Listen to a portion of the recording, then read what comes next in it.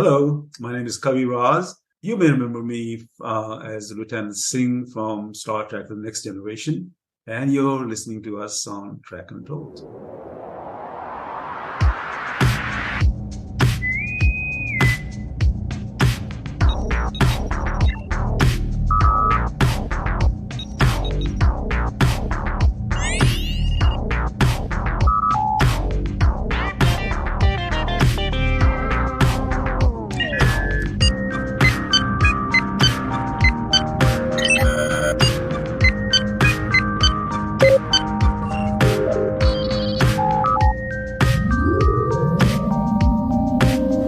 Welcome back to Trek Untold, the Star Trek podcast that goes beyond the stars.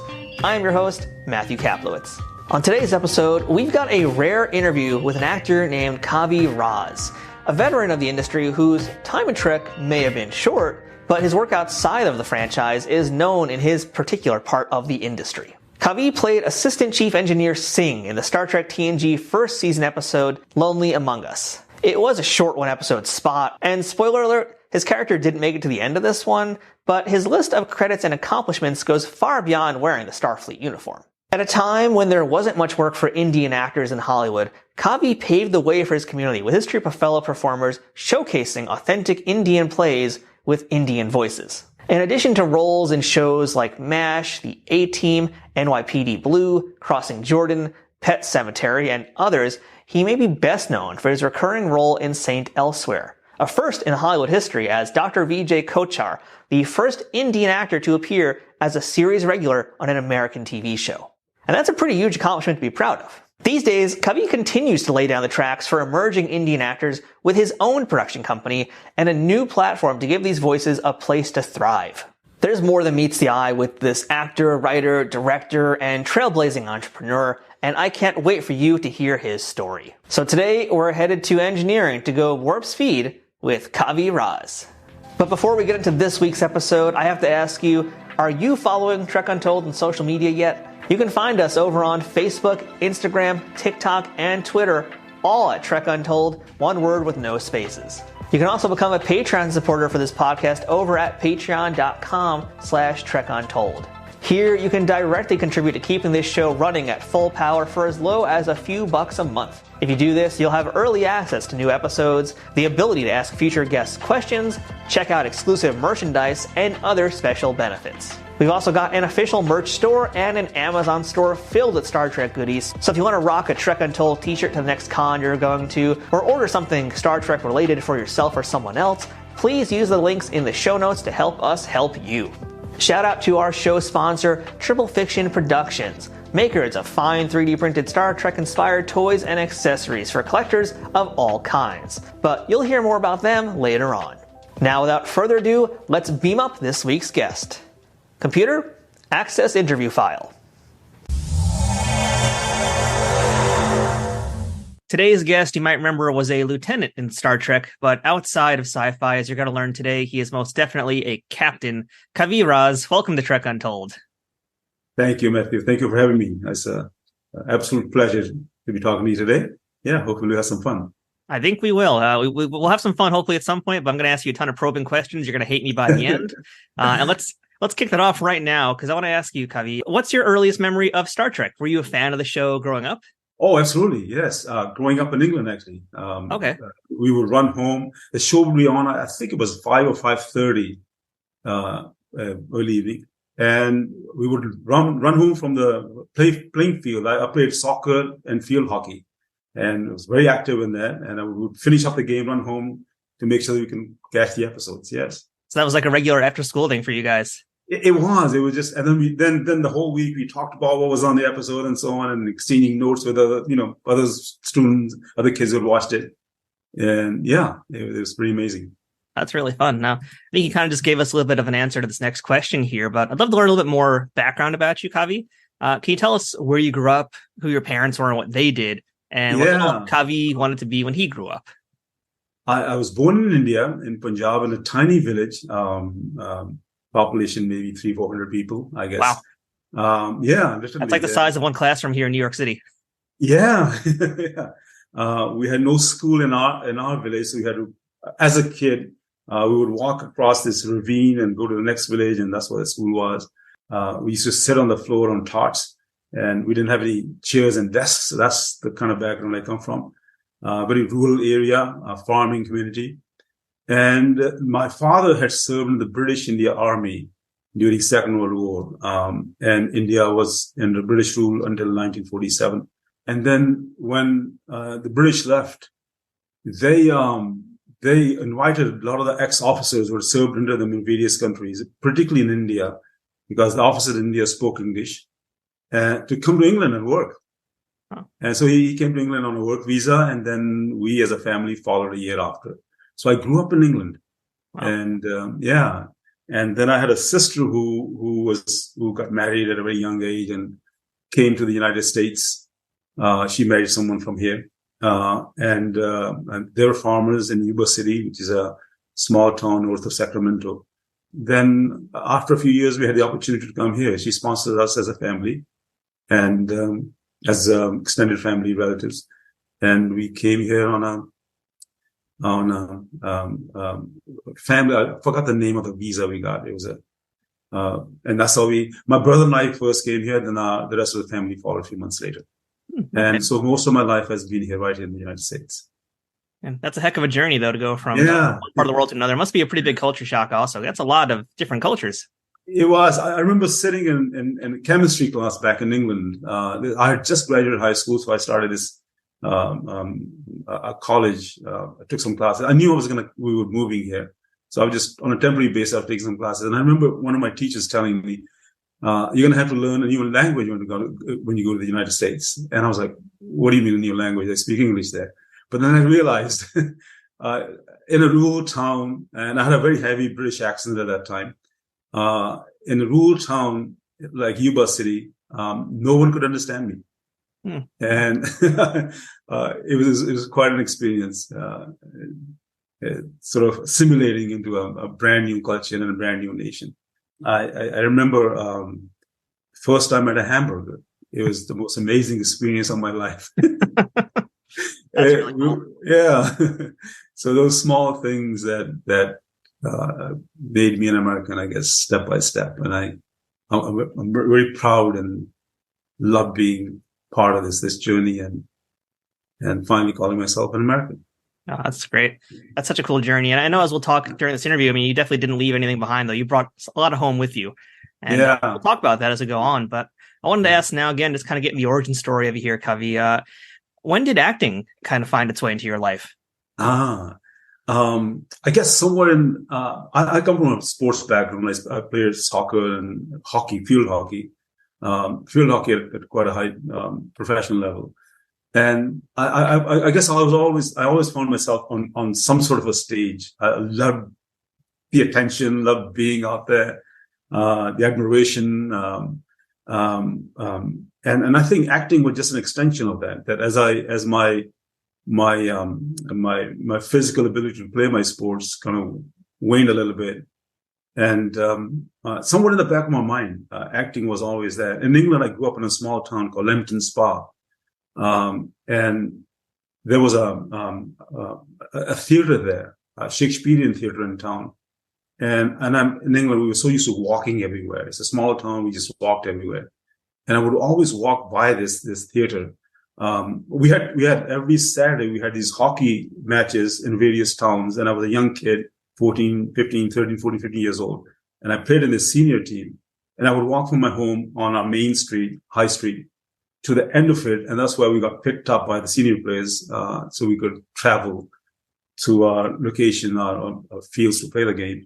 And I would always walk by this theater, and I would see the photographs, the picture of the actors outside in the window, and I would stand there for like sometimes minutes, 10, 15 minutes, just looking at them, and in admiration. I think, oh, wouldn't this be nice to get that kind of an attention, to be part of something like that.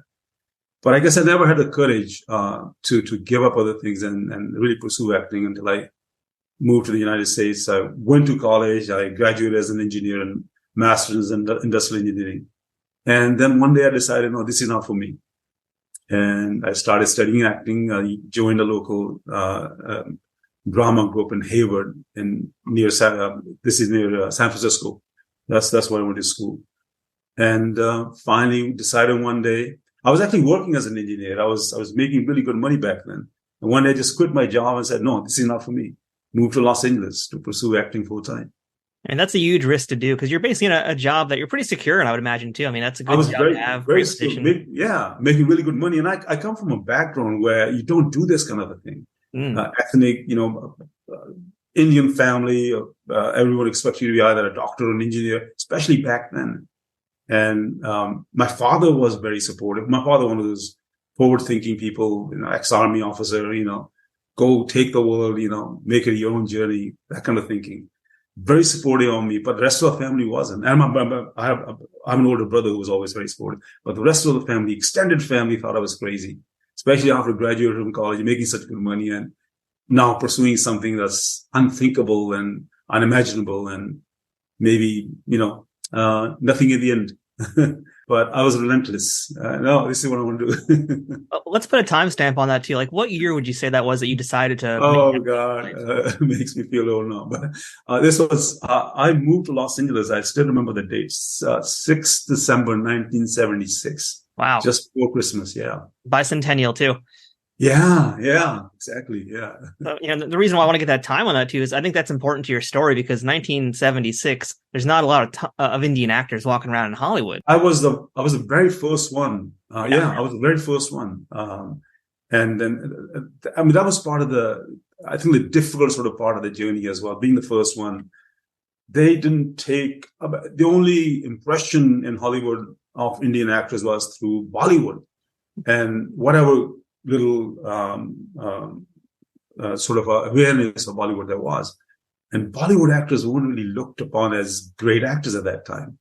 It was, now they're improved quite a lot, but it was over the top acting and there's this almost vaudevillian type of I don't know, it was a very different sort of approach. And I would hear that a lot. And it was really difficult being accepted as an Indian actor trying to pursue a career in Hollywood.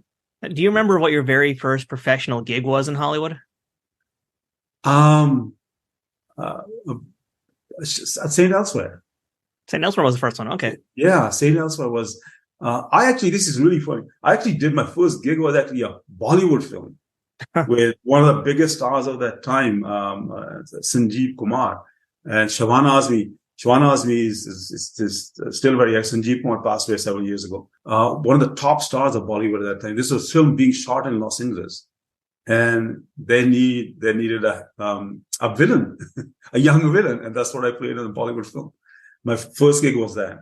And it's funny that years later, about 4 or 5, I had the opportunity to direct Shabana Azmi, who was the main female lead in that film.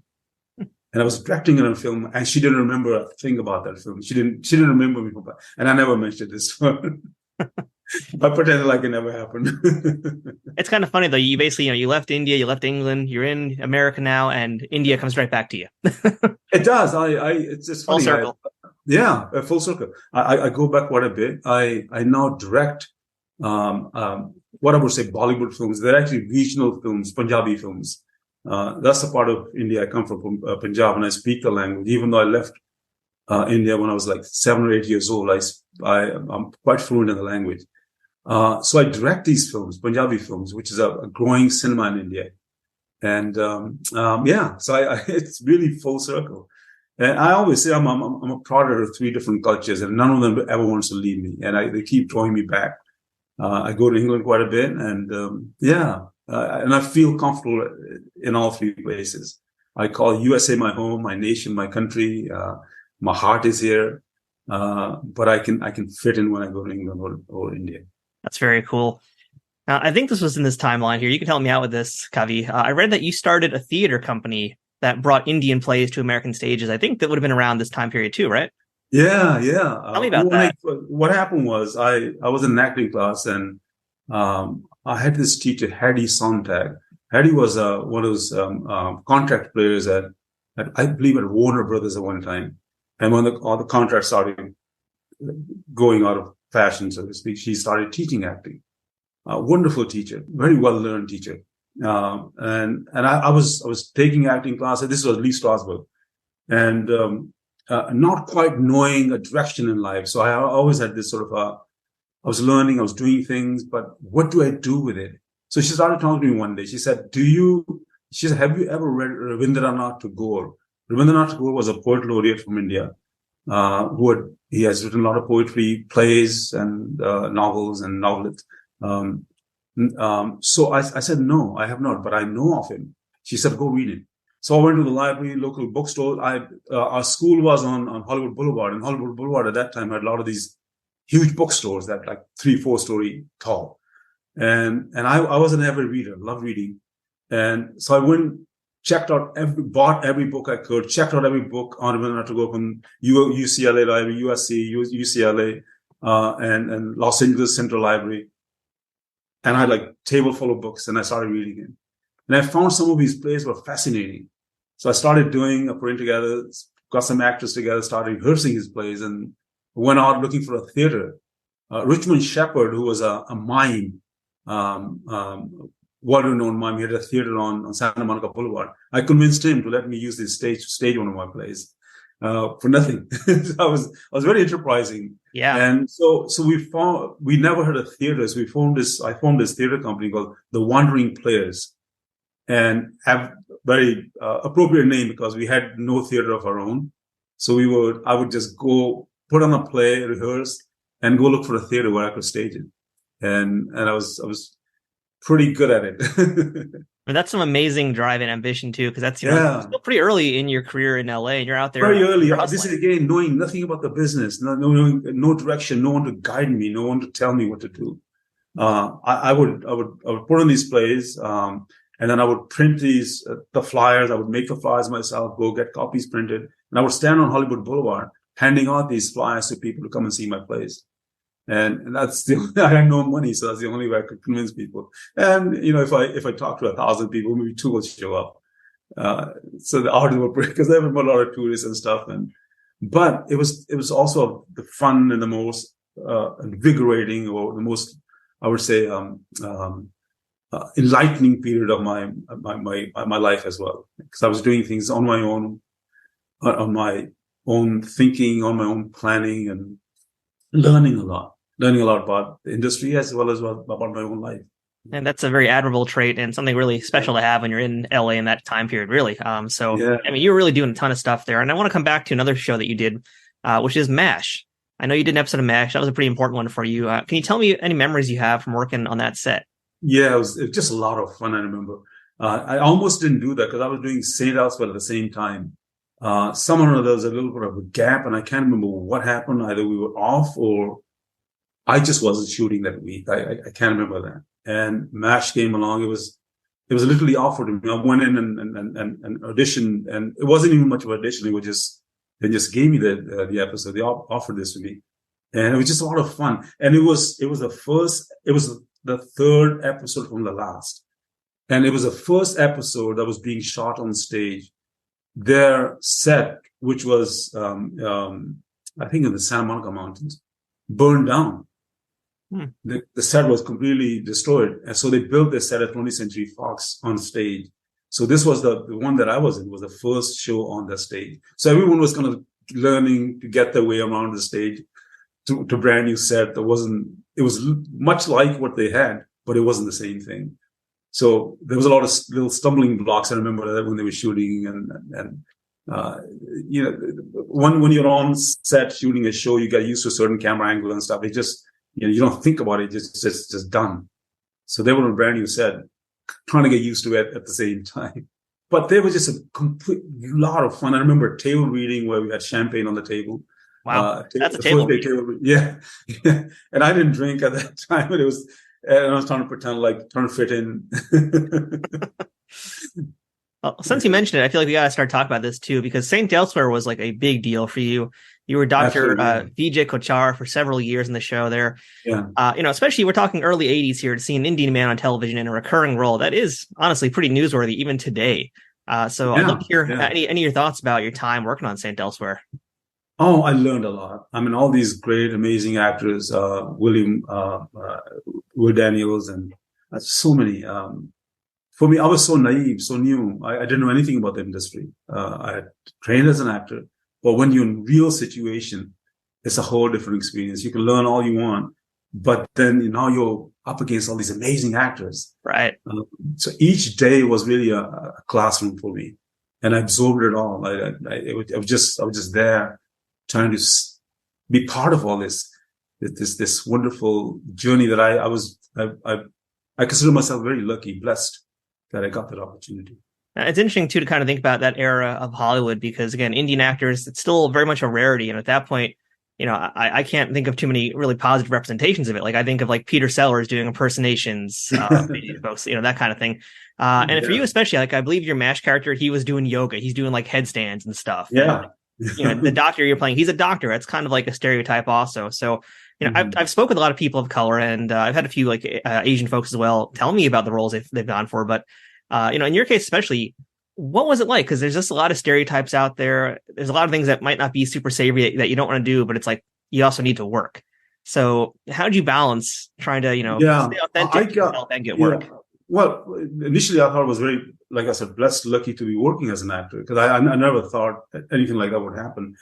I always had this in the back of my mind that I'll train myself as an actor here, and then maybe I'll go to Bollywood and be able to find work there. But it didn't happen. So I was lucky enough to get working. So initially it was just work. I mean, I was working, I was learning, I was feeling blessed and sort of riding on this journey.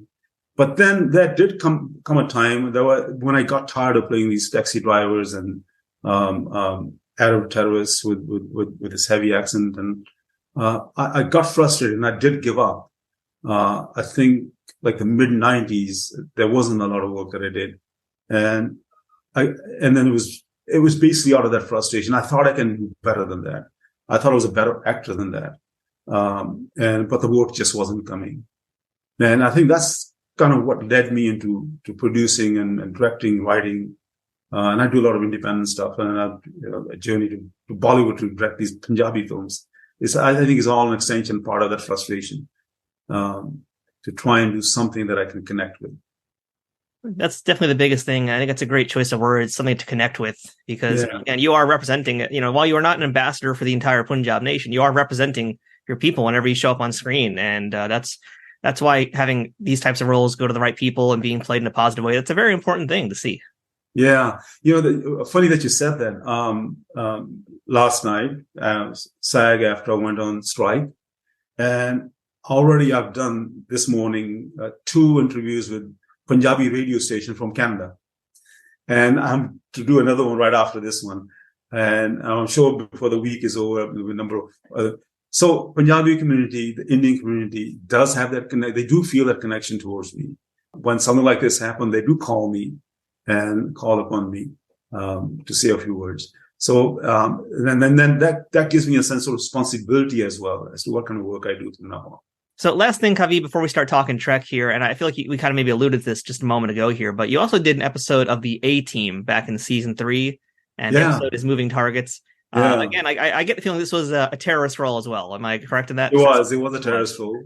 Yeah, it was. Again, it was one of those things. I was still on set elsewhere, and had a bit of a break, and this came on. And I think I worked on it a week or 6-7 days, something like that. It was another terrorist role. It was okay. It was money. And being on a great show like that, it's a big show. It was just a lot of fun. Trek Untold will return momentarily. Trek Untold is sponsored by Triple Fiction Productions.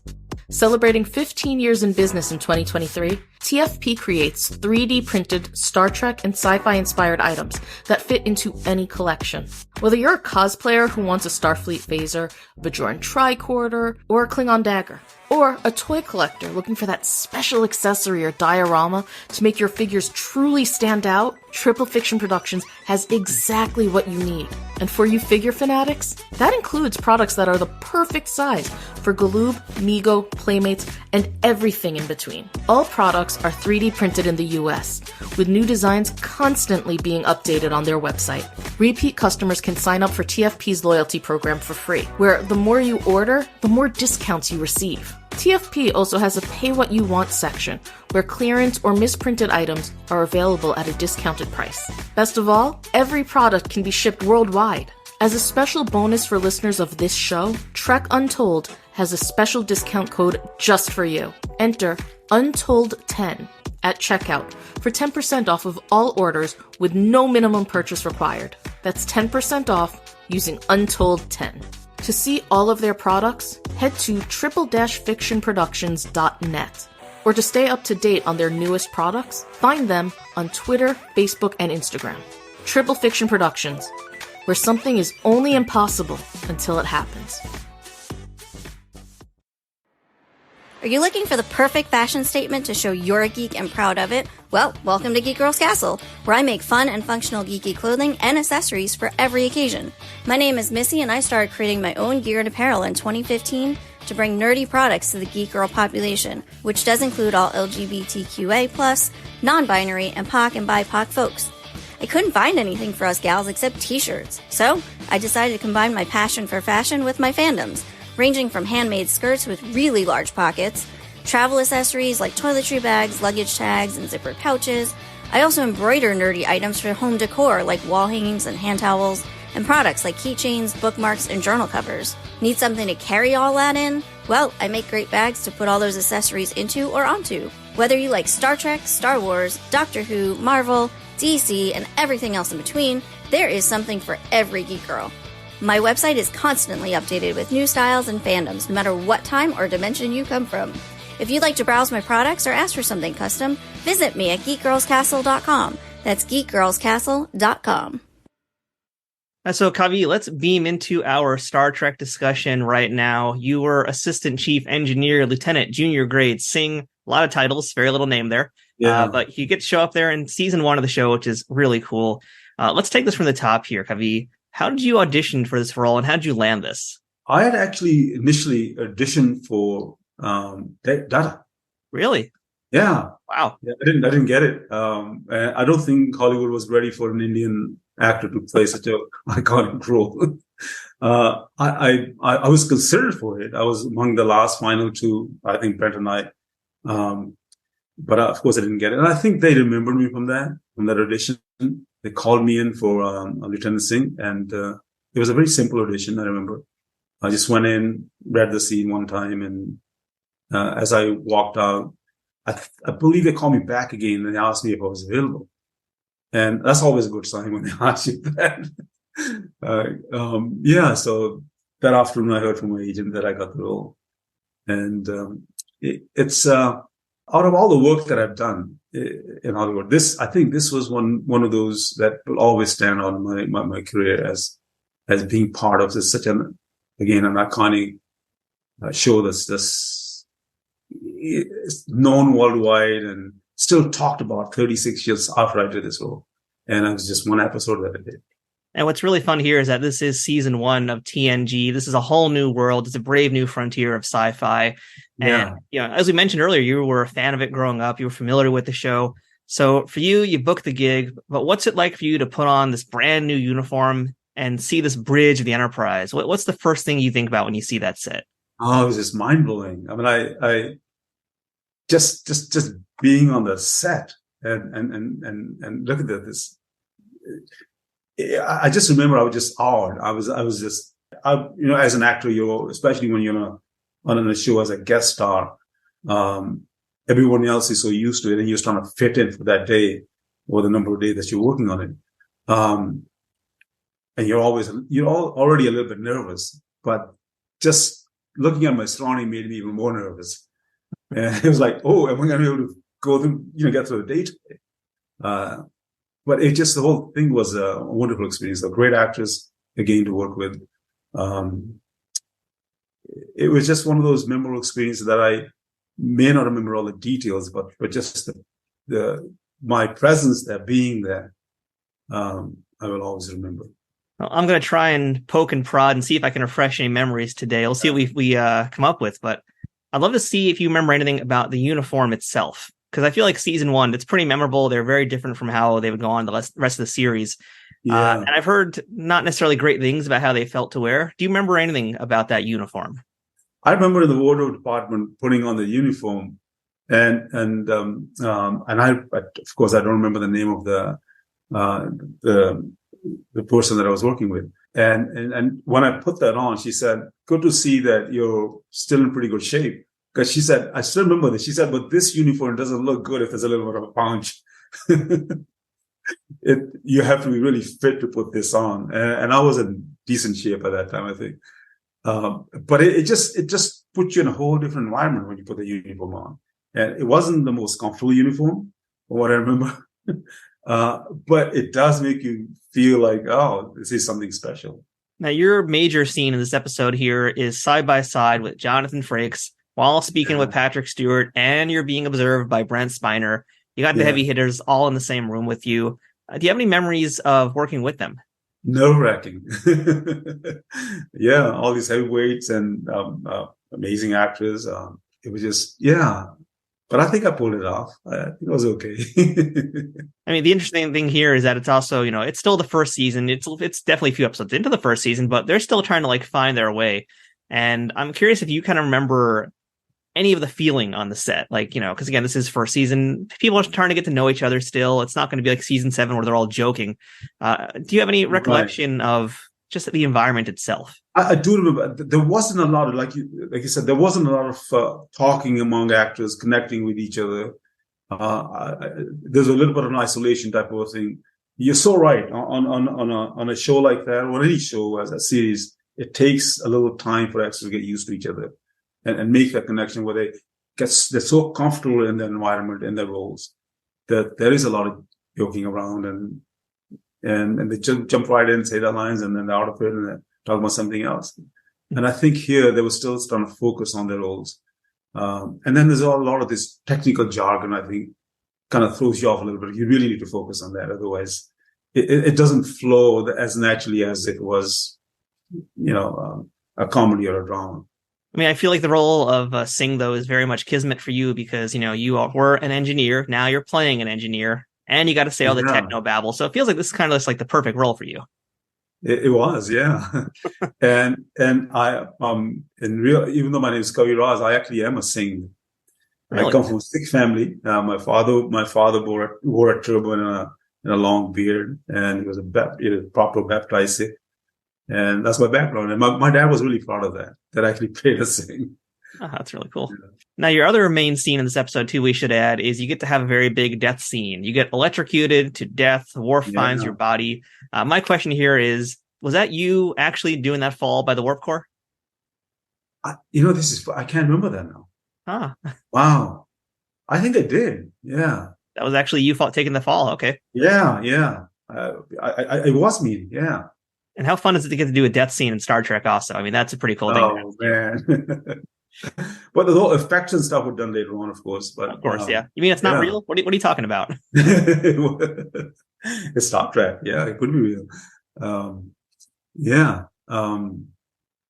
don't remember a lot of the details of that particular shoot. But yeah, I believe the first engineer ever killed on the Star. Well, that's a record to have, yeah. Yeah, that's yeah. Yeah, I mean, unfortunately, your character does not make it out alive, which is pretty disappointing. But I'm curious, after this, did you audition for any other roles in the Star Trek franchise? No, I didn't. I think they have a policy if there's you play a character that's as standout as Lieutenant Singh was, right? They don't want to bring you back on doing something else. I have done other shows where I played different characters, and with a couple of years of gap in there. But I think this may not have worked. Okay.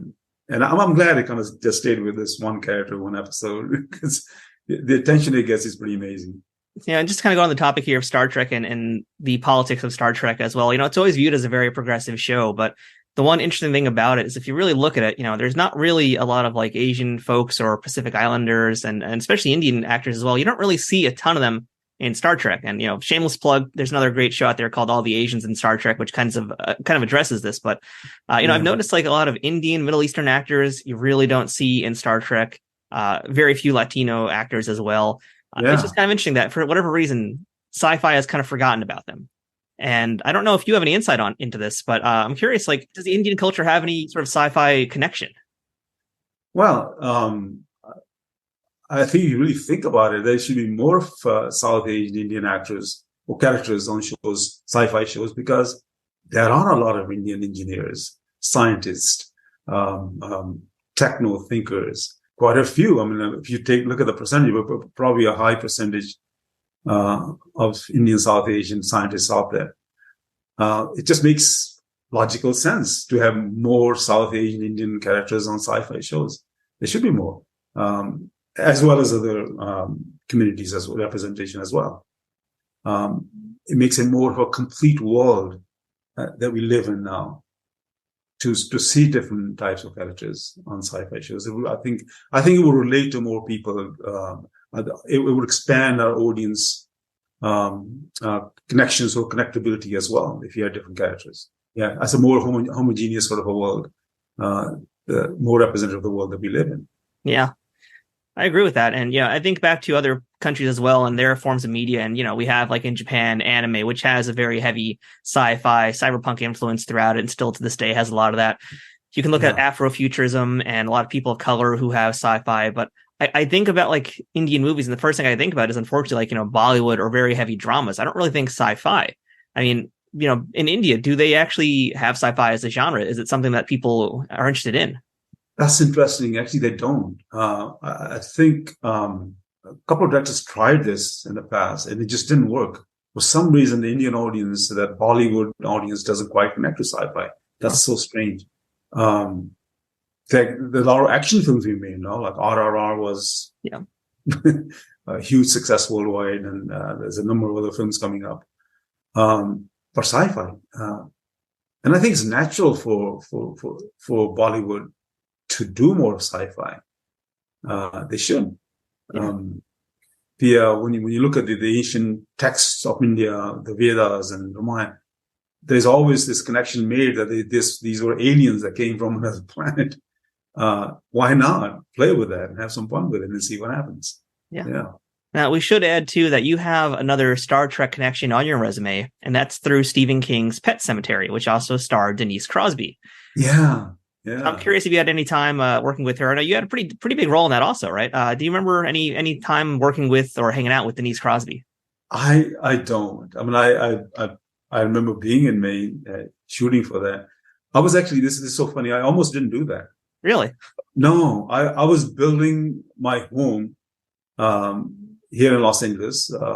I'm actually sitting in that place right now. I turned this home into my studio now. So, because we built it. My wife's an architect, so we build homes, custom homes. So I was building this so much into it that I got a call to do this to Pest Sematary. I didn't have to audition for it. They just called me. My agent called, and I was sitting in my trailer on top of the hill, and I had a phone in there. So I got this call from my agent saying they want you in Maine the following morning or the morning after, I think it was. And I'm debating, and we were pouring our foundation that morning. And I was supervising them myself. And I'm debating, shall I pour the foundation or shall I go and do this and be out there for 10 days? Then a friend of mine was jogging by, and I saw him, and I called him. I said, come here. And he was someone who had kind of like been with me on this journey in Hollywood as an actor. He was studying directing, and he gave up and couldn't really do anything, and he went into a different direction. But anyway, he was jogging by at that particular moment. I called him and I asked him, I said, what would you do if you were in this dilemma? He said, I would go and do the show. I would go and do the film. And that's how I heard that. So I called my agent back, said, I want to do this. And I think it was 2 days later, I ended up in Maine. And I don't have, that was 80, 88, I think it was. I can't remember. Yeah, I don't have too many memories of being on the set. But I do remember watching the film. I think the screening was at, I think it was at 20th Century Fox. And I took my wife to the screening, and it was pretty scary watching it all put together, which you don't get while you're shooting it. You don't quite get that, how it's going to look. But it was quite an experience, And till this day, I watch bits and pieces of it here and there whenever it's on somewhere. And I'm like, wow, that's pretty scary. It definitely does hold up. Yeah. Yeah. Now, I've had a lot of guests in the show where we've talked about this kind of similar topic, and we've been kind of dipping our toes into it today. I'm thinking back to my interview I had with Clyde Kasatsu, and he would tell me how he'd go on to audition at things, and he'd see like the same group of Asian actors each time auditioning for the same Asian role. Yeah. Again, I'm thinking about like Indian actors. I can only think off the top of my head of Brian George and you. Yeah. Like, I'm trying to think it's a very small community, isn't it? So, I mean, it is. How small is it, and has it grown, do you think? There was it was pretty small. It has grown a lot. And I don't know a lot of the new actors, unfortunately. But, and then because of COVID and stuff, and the whole audition process has changed. It's all, you tape yourself and send it in, which it saves you a lot of time. But I don't like it at the same time, because when we actually went in and auditioned, it was an opportunity to meet some of these actors, even though you're vying for the same role. But it's fun to just hang out, and we would all focusing on our audition, and we would say, "No, wait for me," and then we'd hang out outside, have a cup of coffee or something. We connected, but now all of that connection is gone. It was a pretty small community. Clyde, you mentioned, I didn't see him, but we just did a film together last summer. Oh, really? Which one was that? Sight. It's a sci-fi horror type of genre. And Kai's in it, and myself. And this is with Jake McLaughlin and Theo Rossi.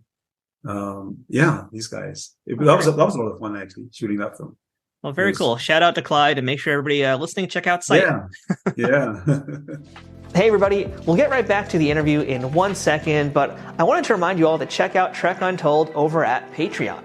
Patreon is the best way to directly support creators of things you like through a monthly subscription of an amount that you can choose. Trek Untold has a few different tiers already with different benefits, ranging from early access to episodes, the ability to ask a future guest questions, exclusive merchandise, and other bonuses that I'd love to offer, but first I need to grow that Patreon community to do that. Trek Untold has been around since mid-2020 and has grown a ton since then, thanks to listeners and viewers like you.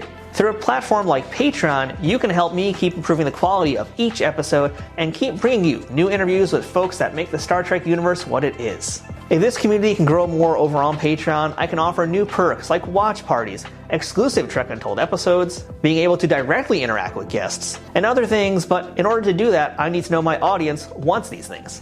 The best way to tell me what you want is by supporting us on Patreon, so please, check us out at patreon.com/TrekUntold today and become a bigger part of the Trek Untold family. And now, back to the interview. So, I want to talk about something also beyond the roles here, and we've been alluding to this also throughout this interview here. How, you are a very entrepreneurial man, and you started your own studio. And I'd love to hear about what was the impetus for that and what you guys are doing today. I started my own studio, my own production company, and and I started producing films, independent films, not huge budgets, but something that I was able to put together, and I've produced a number of films. I have 2 feature films that I completed just prior to COVID, and I'm releasing them now. One coming out in November, early November, the other one coming out in February. So this whole studio journey has led to something quite amazing, that during COVID, I came up with this crazy idea of starting my own streaming platform, and which we just went live a couple of months ago. And it kind of answers everything that we have been talking about so far.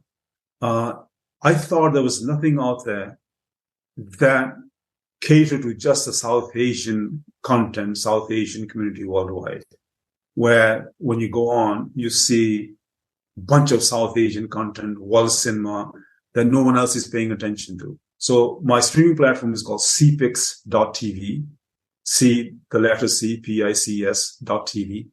And all of the content on it is South Asian relatable. We have some films on there which are representative of world cinema, films curated from across the world, from various nations, Persian cinema, Turkish cinema, that kind of stuff.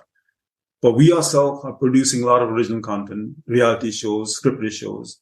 Last year I did, to date, we started production at the beginning of last year. To date, we have produced about 26 or 27 series, 10 episodes each, kind of thing, which we now are starting to drop on this platform. Our first show goes up on July 29th. And it's a reality show, sort of like the Housewives of Beverly Hills. We have our own version of it, called Gems of Ruby Hill. Ruby Hill is this gated community in Livermore, basically in the Silicon Valley, where all these techies, wealthy billionaires, millionaires, South Asians live, and this is their story. So that's what this building my own studio, my own production company has now led to. And how about this is CPIX. We made these little cards that anyone can, snap the phone on and go to our site and subscribe. That's really cool. That's so cool. I mean, you have such a serious burning entrepreneurial spirit in you, and I love what you've done with that. You've really just like taken yourself from one spot and gotten yourself somewhere else completely different. Yeah. It's amazing, this journey. Matthew, I have no business sense, to be quite honest. I'm not really a typical businessman. I don't come from a business family. I come from if I relate all the way back to our journey back in India, from a farming community. Yeah. And my father was a farmer and a soldier.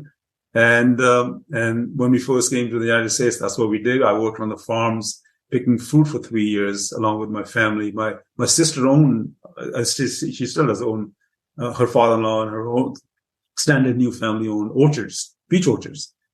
And that was a sort of a comfortable place for us to just work in, because it was such a natural part of who we were. And here I am, trying to be a businessman. Well, I think mission accomplished. I think you're definitely doing it. And for my audience today, for someone who knows like nothing about your work, or someone who doesn't really know a ton about CPIX yet, what's the first movie that they should watch that you've been involved in as a producer or a director, and that's on this platform, that you're most proud of? I have two films coming up. I have this film that first will be releasing theatrically in February, but then it'll be on CPIX. It's called Barefoot Warriors. It's a film about soccer. And I shot this film in India. Sean Ferris is in it. And Rajpal Yadav, who's a Bollywood actor, and myself. And I shot this film just prior to COVID in India. It's about soccer. It relates to, India had just gotten its independence from England. And in the 1948 Olympics, they're invited, of course, as a free nation. So they feel this soccer team, a football team, is playing in England, in London, and they're playing against France in front of their imperial rulers as a free nation, wearing the colors of their own nation, proudly playing against France. They lost the match by 1 goal, but they missed 2 penalties. Had they scored those 2 penalties, they would have beaten France, which was a powerhouse at that time. But Indian players were so appreciated. There was a standing ovation for them as they went off the field. But the wonderful thing, or the amazing thing about it, the players played barefoot. Indian team at that time wasn't used to playing with shoes and couldn't really afford to train and play in shoes, because India was a new nation, having just broken the shackles of British rule, of 400 years of British rule, basically. And so this film has its roots in that match, but it's a contemporary story. And I think it's a film that's worth watching. And when it drops on CPIX, I would love people to tune in and watch it. That's like one of those cases where like real life is better than fiction, because that's like such a dramatic story, the way you're telling me that. That's amazing. Yeah. It was a fun film to shoot as well. And I also heard of something I think you did a few years ago called The Gold Bracelet, which I believe was a pretty popular role that you worked on, right? Yeah, Gold Bracelet. Okay, yeah, that's one of those passion projects that I did a few years ago. Unfortunately, I could never get a release. And I think, again, CPIX is sort of an extension of that sort of disappointment, that disheartenment that I made what I thought was a wonderful film. I couldn't release it. That also will drop on CPIX at some point in the very near future. I'd love people to watch that film. I think even today that film is very relatable. Everything that we see happening around us, that film addresses a lot of kind of the world that we live in. And for those who don't know what the Gold Bracelet's about, what's the elevator pitch for that story? It's set around 9/11. It was inspired by a true event that happened in Arizona. A Sikh gas station owner was shot right in front of his station. The killer thinking that he was an Arab, a Muslim. And so the film was inspired by that story. I mean, that's a very heavy subject, but the film itself is not so heavy. I mean, it has other stuff happening in it, which I wouldn't really allow people to watch it. And a lot of that is still going on. Sikhs, as a community, has suffered a lot from this type of discrimination. And there was another incident that happened years later in Wisconsin, where a Sikh temple was attacked and 6 people were killed. Again, the killer thinking he was hitting a Muslim, which is absolutely unacceptable. Even as a Sikh community, we always say, yes, we are being marginalized, we are suffering, but no one should suffer, whether it's Muslims or Sikhs or Jews or whatever minority. We stand up for the rights of all.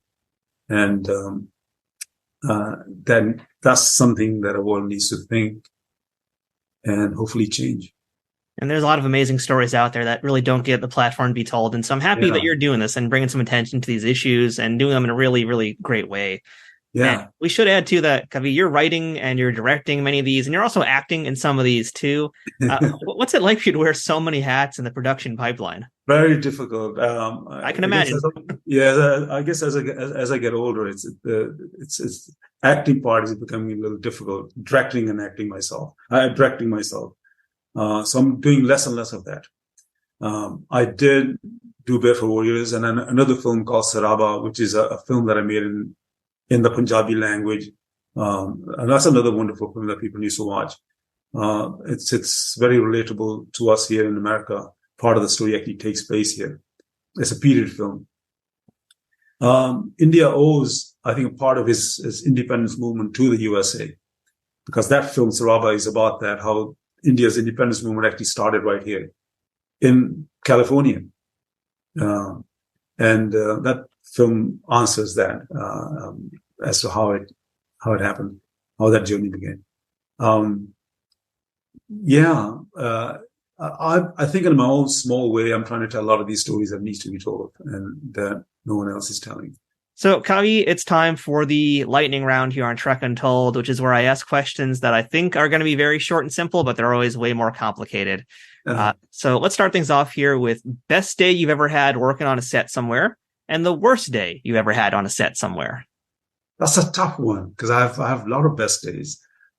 I think M.A.S.H. It was just a lot of fun.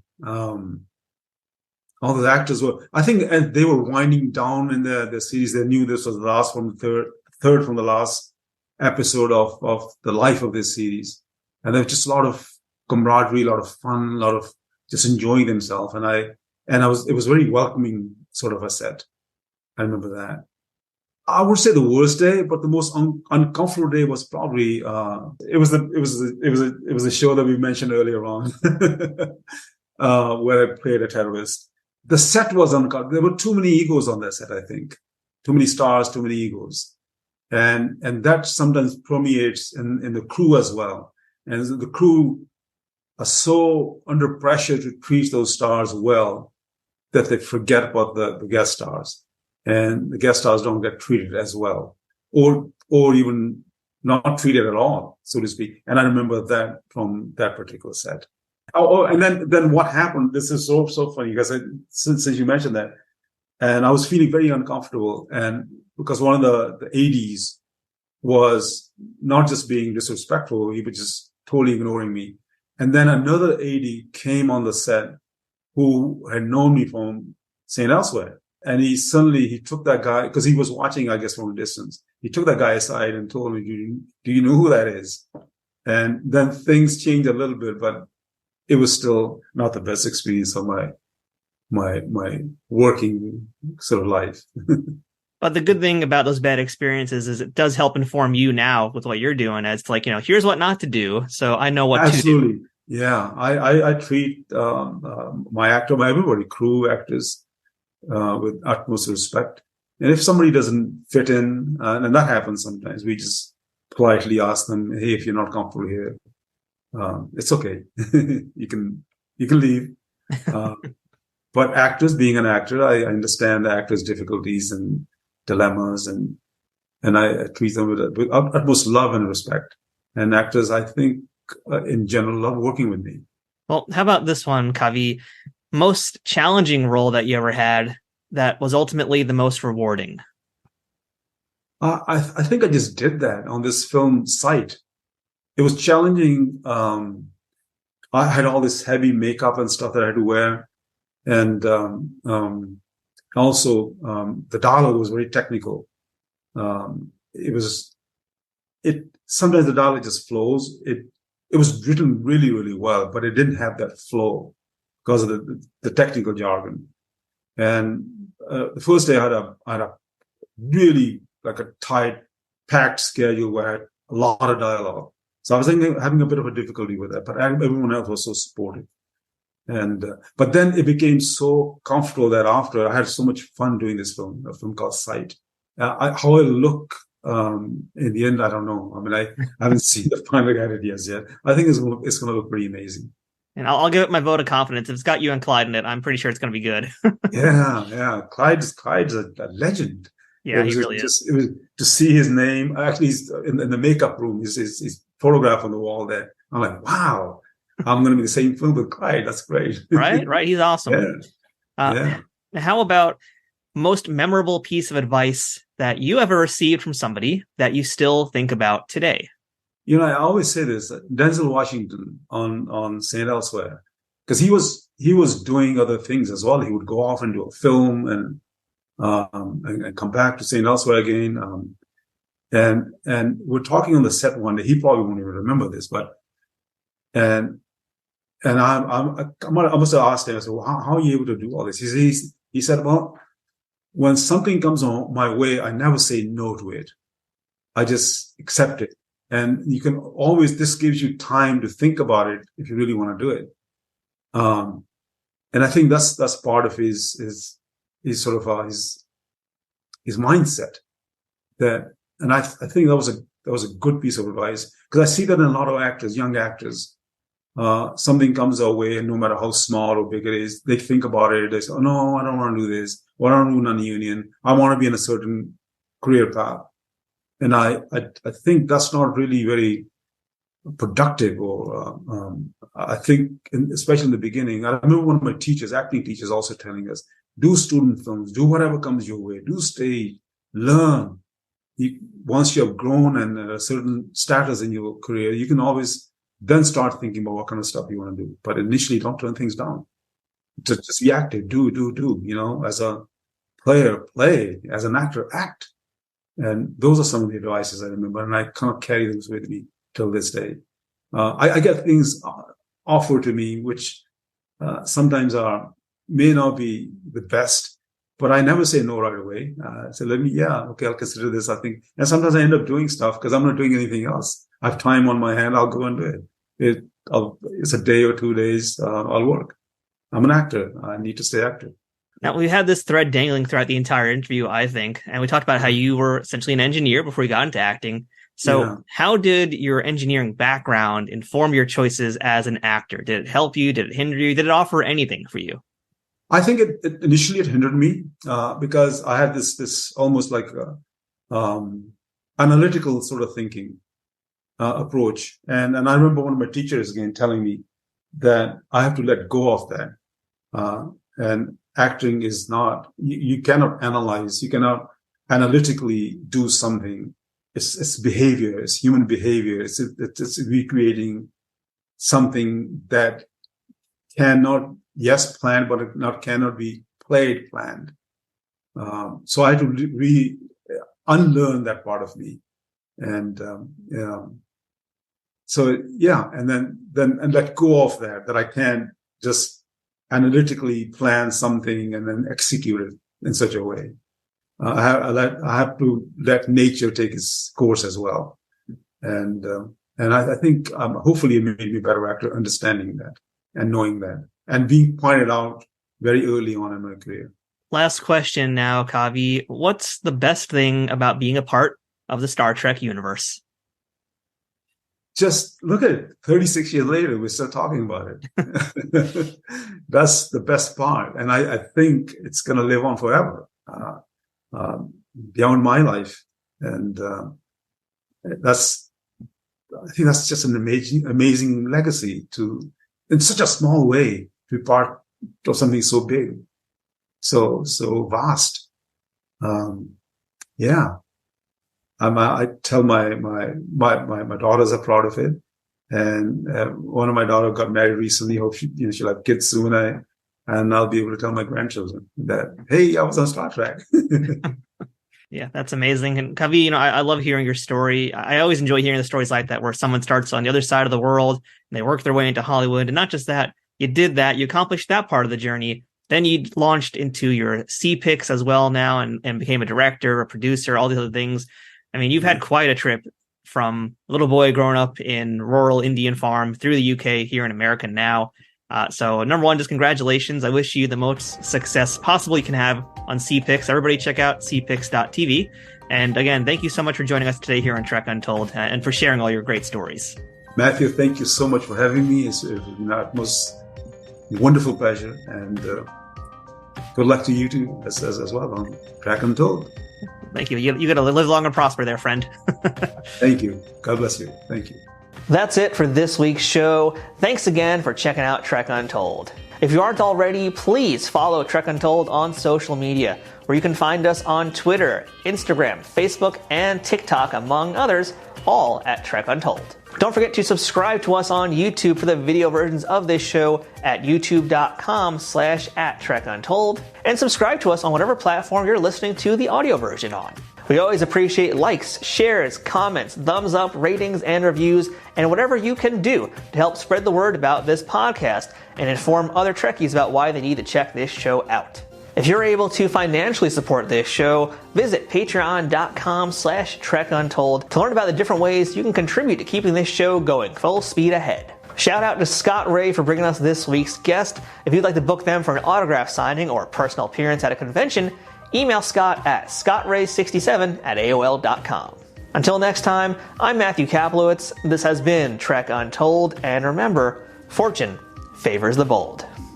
Trek Untold is sponsored by TrekSphere.com, promoting fan-produced Star Trek content in all forms, is powered by the Rageworks podcasting network, and is affiliated with Nerd News Today.